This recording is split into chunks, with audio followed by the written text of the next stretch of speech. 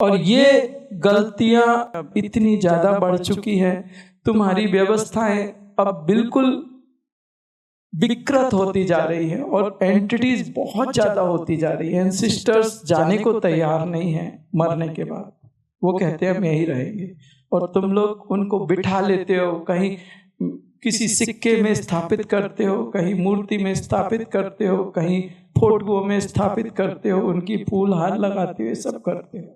सीधी सी बात बताऊं, ग्रंथों में कहा गया है मरने के बाद वो व्यक्ति अगर इस डायमेंशन को छोड़ के मूव नहीं करता और यहाँ रहता है, उसके यहाँ रहने से उसको जो पीड़ा होती है वो अपनी सारी पीड़ा अपने लोगों में बांटता है। उसकी पीड़ा को जो बांटता है और जो पीड़ा सहनी पड़ती है उसको कहते हैं पितृदोष। पितृदोष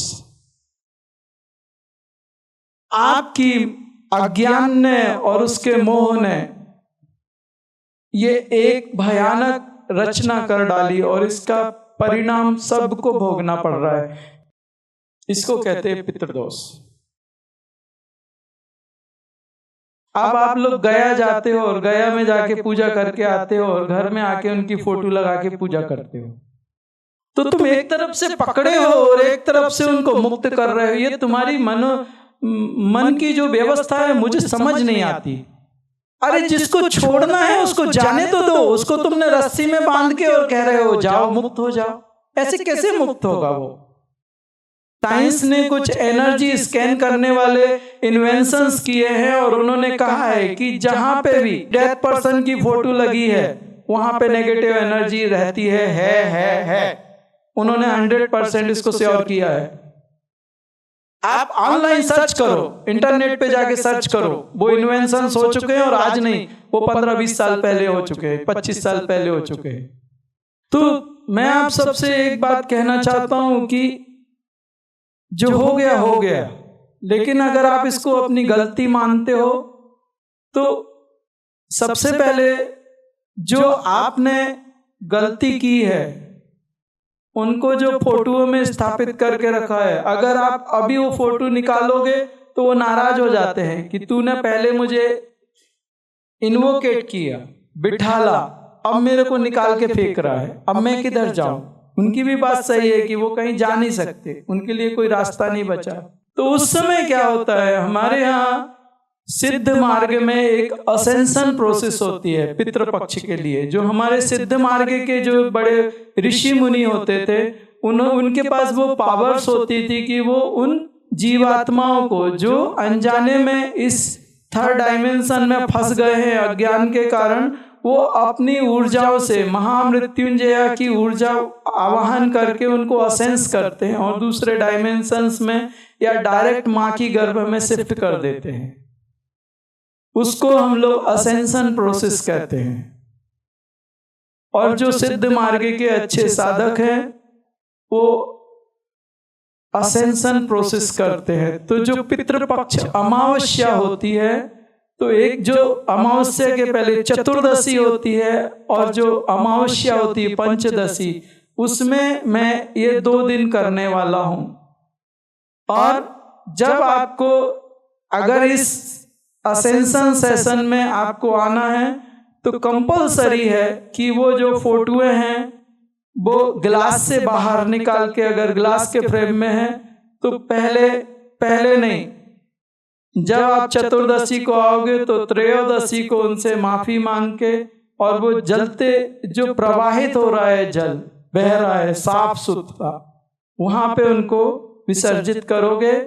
और वो सारी चीजें जो उनसे जुड़ी हुई हैं, कपड़े वपड़े सब, जूते चप्पल जो भी है सब पूरा खाली करो। उनके नाम पे जो कॉइन्स वगैरह रखे हैं, पत्थर वगैरह रखे हैं, राजस्थान में बहुत होता है बाबा, खतरनाक, वो सारा पानी में विसर्जित करो पूरा। और वो 13 तारीख को होना चाहिए, और वो तुम अपनी मर्जी से नहीं करोगे। अगर तुम मेरे से असेंशन करा रहे हो तो मेरे से बोलना पड़ेगा कि मैं करने जा रहा हूं, और मैं बोलूंगा हाँ करो। तब त्रयोदशी को करके चतुर्दशी को सुबह पूरी फैमिली के साथ यहाँ मुझे 2 दिन आप चाहिए। क्योंकि अगर पितृदोष बहुत पुराना हुआ, ज्यादा पुराना हुआ, तो जब मैं निकालता हूं तो वो दर्द होता है, बहुत ज्यादा दर्द होता है। कभी अगर 20 साल 25 साल पुराना हो गया तो दर्द होता है। अगर वो एक लेडीज वहां रह जाएगी, एक जेंट्स वहां रह जाएगा और मैं यहाँ से खींचूंगा तो वहां पे डर जाएंगे, वो फड़फड़ाएंगे और वो डॉक्टर उस समय कुछ नहीं कर पाएगा। तो जितने भी परिवार के लोग हैं, एक परिवार में एक हस्बैंड वाइफ और उसके बच्चे, वो मुझे वहां चाहिए। अब काका नहीं चाहिए, बड़ा भाई नहीं चाहिए, हस्बैंड वाइफ और बच्चे एक फैमिली हो जाती है। अब वो हस्बैंड का बड़ा भाई है, वो भी करना चाहता है, वो सेकंड फैमिली हो गई। तो मुझे यहाँ चाहिए और वो 2 दिन मुझे सब चाहिए और पूरी शांति से चाहिए, पूरे रिलैक्स आसान आराम से चाहिए मुझे, ताकि मैं वो ठीक से कर सकूं, अच्छी तरह से कर सकूं। और मैं एक बात आपको बोलता हूं, 100% असेंशन नहीं होता। कितना भी कुछ करूं मैं, उनमें से 5-10% रह जाते हैं, चूक जाते हैं। ये सत्य है। 100% असेंशन नहीं होता, मैं जानता हूं। मैंने मोस्टली देखा है, थोड़े बहुत कुछ तो कहीं से निकल जाते, भाग जाते हैं।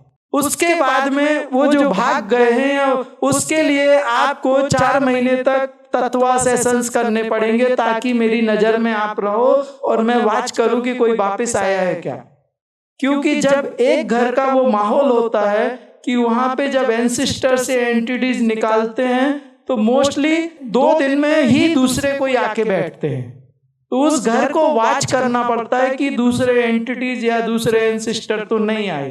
तो 4 महीने से 6 महीने मुझे फॉलो करना पड़ेगा। आपने ये बात समझ के चलो, अगर कोई काम करना है तो ठीक से करो, नहीं तो मत करो। उस समय मैं भी बहुत स्ट्रिक्ट रहता हूँ, मैं आपके घर को देखता रहता हूँ। अगर पितृदोष बहुत ज्यादा है तो वास्तु दोष करने का कोई फायदा नहीं है।